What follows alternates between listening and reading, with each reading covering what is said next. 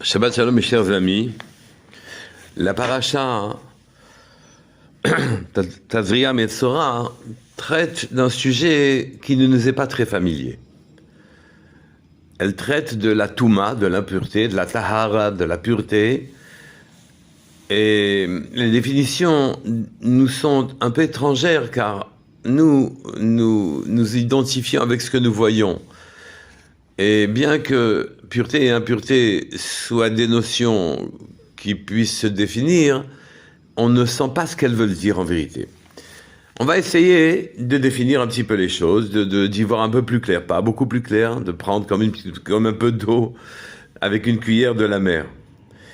C'est écrit dans Vayikra Tedvav Lamed Aleph. C'est marqué Vizhartem et Bnei Israël, et tu mettras en garde les Bnei Israël mitumatam de leur impureté, concernant leur impureté. Velo yamutu, donc on voit ici, ils ne mourront pas. Betumatam, par sainte impureté, là ils ne mourront pas. Donc on voit que l'impureté a un rapport avec la mort. Je poursuis dans le pasuk, betam am,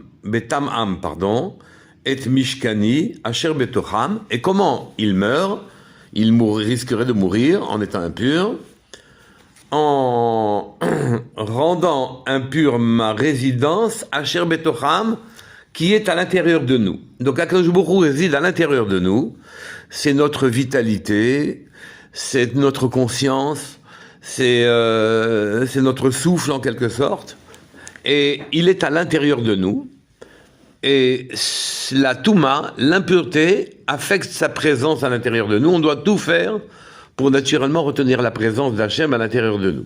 Ne pas s'appuyer sur le passouk un peu plus loin dans la paracha qui dit qu'en vérité Hachem réside parmi nous dans la Touma. Je vous lis le passouk. Ki ani Hachem hashochen itam betor tumatam.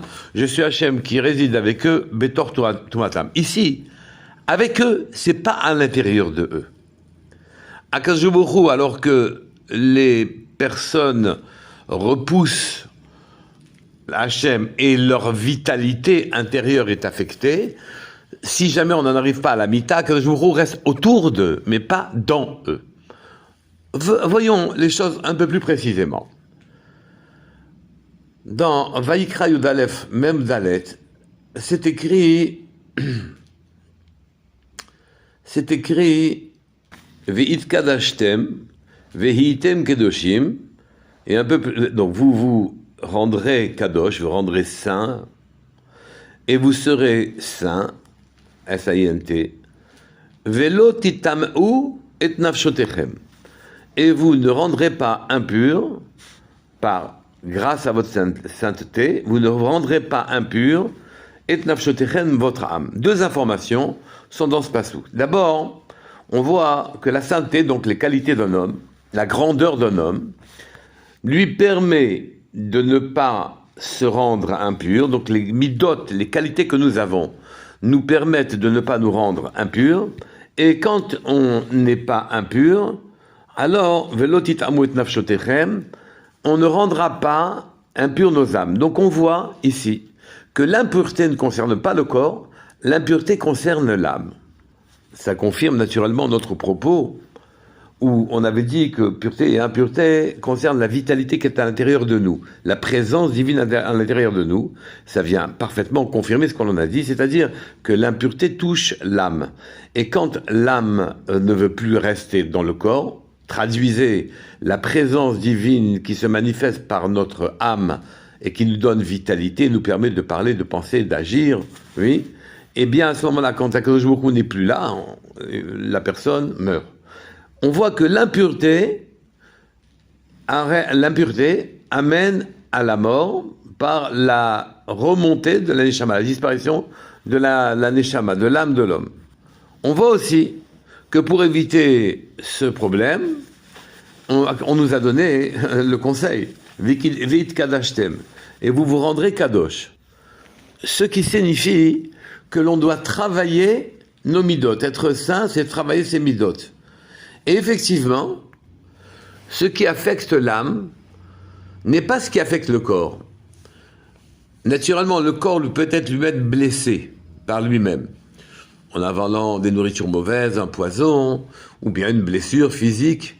Et ça, c'est pas l'âme qui est concernée. Mais les mauvaises midotes, les mauvais chemins que prend un homme dans son existence, provoquent que son âme veuille s'éloigner de lui. Traduisez, la présence divine dans son intérieur ne veut plus rester. Quelles sont les mauvaises midotes? Le lachon hara. Ne pas regarder le monde avec un œil bien, un œil de bien. Ne parler du mal de la personne. Utiliser la parole qui est l'expression de l'âme, l'utiliser pour le mal. Ou bien l'orgueil. Oui. L'orgueil ne peut pas cohabiter avec la neshama. Si l'âme est un reflet divin, il ne peut pas y avoir de prétention de l'homme à rester en présence d'Hachem en prétendant être quelque chose ou quelqu'un. Ce n'est pas possible.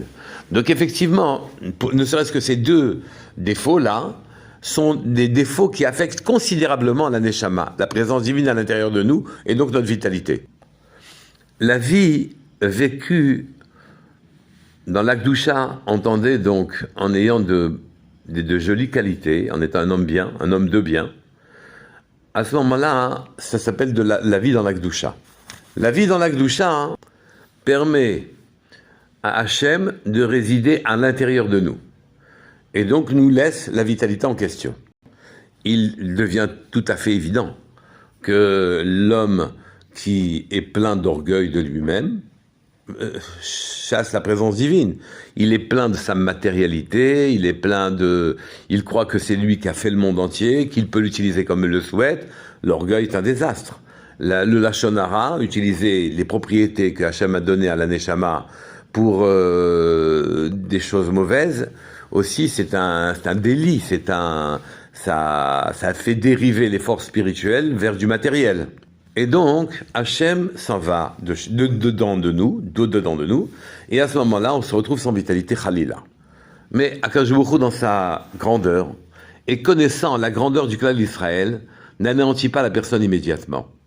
Et donc, il a provoqué des plaies qui n'étaient pas physiques ou qui ne viennent pas dans le physique, comme un poison, comme une blessure, et il a fait remonter la parole de la neshama sur la superficie, sur le corps.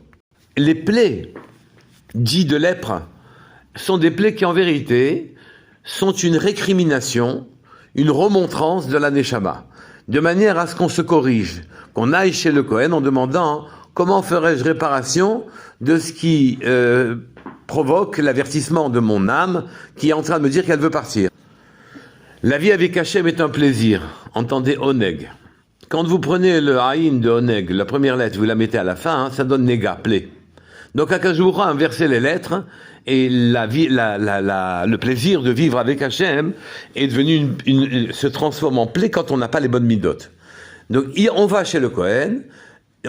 Et cette fois-ci, c'est un agent intérieur qui a provoqué la blessure superficielle. Ce n'est pas un agent extérieur qui a provoqué la blessure superficielle. C'est l'âme elle-même qui se plaint, qui demande à être libérée et qui demande à l'homme de faire tchouva. Cet avertissement est un avertissement qui est dû à la grandeur des Bnei Israël, des clans d'Israël. Akadosh Baruch Hu ne veut pas le perdre. Il veut qu'il va tchouva.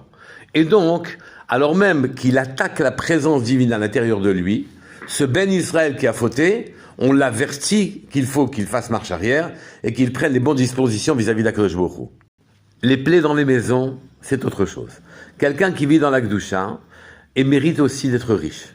Et les Chachamim nous expliquent qu'en vérité, quand les Bnei Israël ont conquis la terre, les anciens habitants ont laissé leurs richesses dans les murs, pensant les reprendre plus tard. Et donc, il fallait que l'esprit du mur de la maison fasse apparaître des plaies qui nous indiquent l'endroit où effectivement ils ont caché leurs richesses, de façon à ce que, quand on est méritant, les plaies dans les maisons viennent nous enrichir. Donc, les plaies sont le langage de l'âme, pour le bien et pour le moins bien. Nous allons tous faire le Shuvah, puisque c'est le temps du Homer, et nous avancerons, nous donnerons à notre Neshama, à notre profondeur, de toute sa luminosité et sa grandeur. Kol Tuv, Shabbat.